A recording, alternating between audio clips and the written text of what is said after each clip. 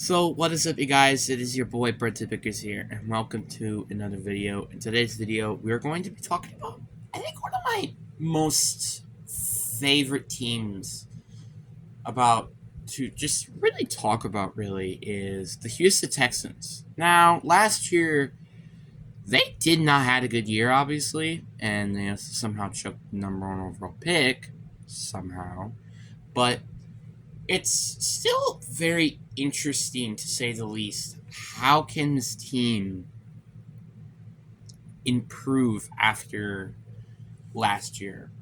Now, obviously, I'm not a hater of the hiring of D'Amico Ryans, but I don't know why people think that this guy is going to be like the new, like, it kind of feels like people are saying, like, oh, he's like the new Doug Peterson or Mike Rabel or, like, one of those coaches.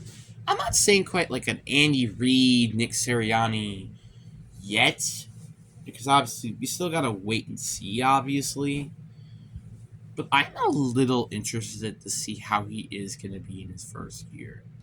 Do I think this is the best hiring in the entire offseason? I don't know, because it kind of did hurt them in the future because they went and traded up and got Will Anderson Jr. I wonder why. And then you got CJ Stroud, which obviously was expected. But I feel like the best hire, though, in terms of new hires, was like new coaches is like Hank Steigenberg. I don't know if that's what his name is, but you get what I mean. But the Texans, um, very interesting, I think, because they do got two, I think, arguably starter quarterbacks in CJ Stroud and Davis Mills. So if CJ Stroud just isn't ready, Davis Mills can technically still play and you don't really have any complication. Like, the thing that I don't think anybody really understands about Davis Mills is the lack of playmakers that he's had. Like, outside of really Brandon Cooks, he really has no playmakers. And now he's gone, by the way. So how is CJ Stroud supposed to work with weapons like Tank Dell, Nico Collins, which he's a decent receiver, and Robert Woods? Obviously, there's Dalton Schultz, which he's a good security blanket, but he ain't quite a WR1, isn't he? Plus, he's not even a wide receiver. He's a tight end, so that don't make no sense. But I really do think that this team can be really good. Obviously, their off-season additions, I think, were necessary. Just some of them were a bit head-scratching. Like, acquiring Shaq Mason, I mean, obviously you got him for a freaking steal. Like, I think it was like a 6 turned to a 7th, I'm pretty sure, or something like that. But I'm not saying, though, that was one of the better moves that they could have did. See, this is a rebuild team. This team is still going to be a rebuild team.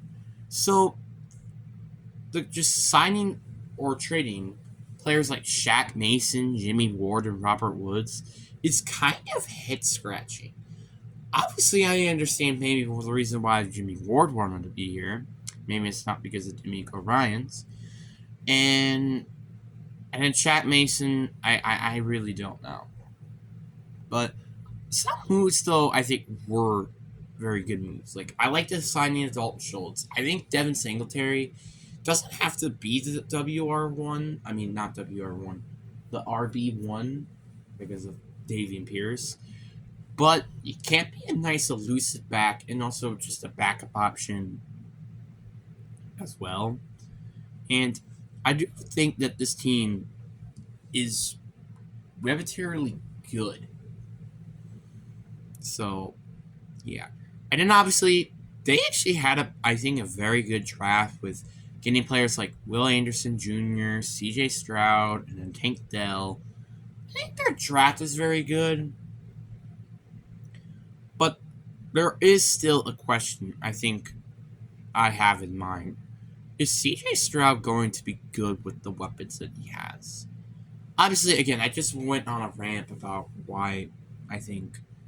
I mean, honestly, I think this is probably the worst receiving core in the league. If it's not the worst. But there are some solid options like Nico Collins, Dalton Schultz, but that's kind of about it. Unless Robert Woods can go back to his 2021 form, this receiving core doesn't really have any true playmakers. But that's okay. Because you want to know why it's okay? It's because this is just their second year in their rebuild. So it's okay for them to not be a playoff team or something this year. Honestly, I think this team will have growing pains this season, but I'm not saying that this team can't make it to the postseason, which I'll talk about that later. But let's just talk about why I think this team is going to have a lot of growing pains. It's kind of because of the amount of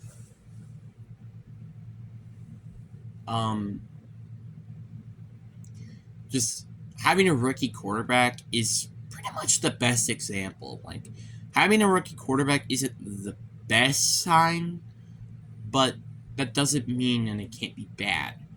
And then also you have a rookie head coach, which, yes, that could be growing.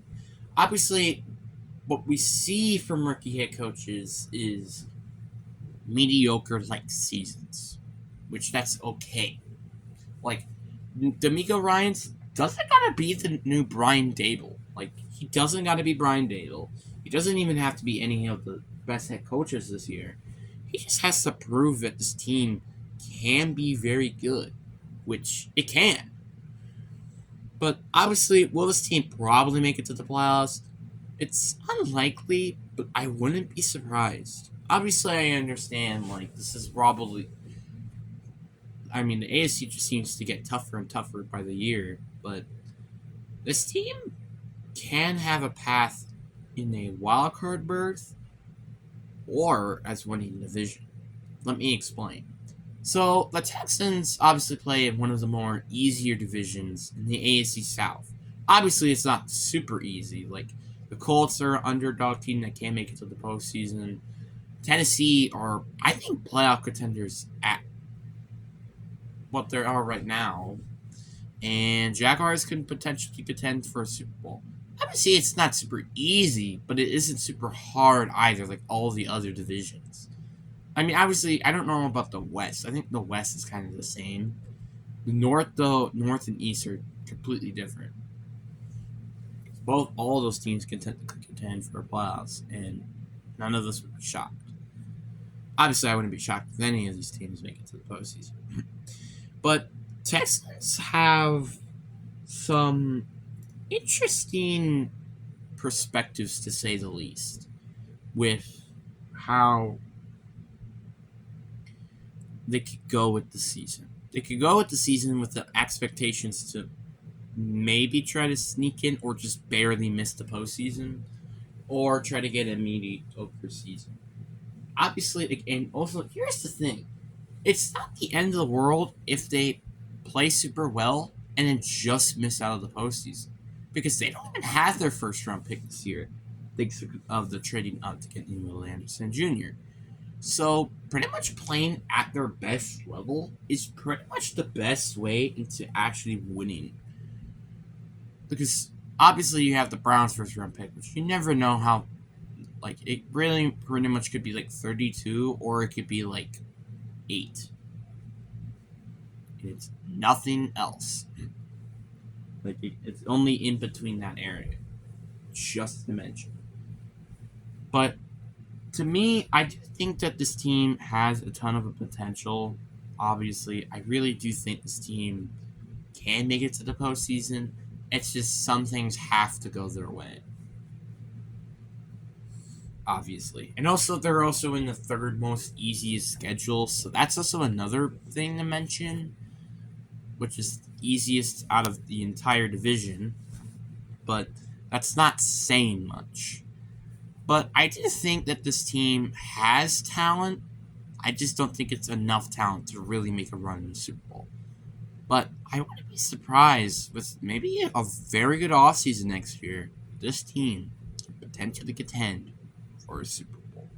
Now, anyways, guys, that's going to be the end of the video. Hope you guys enjoyed this video.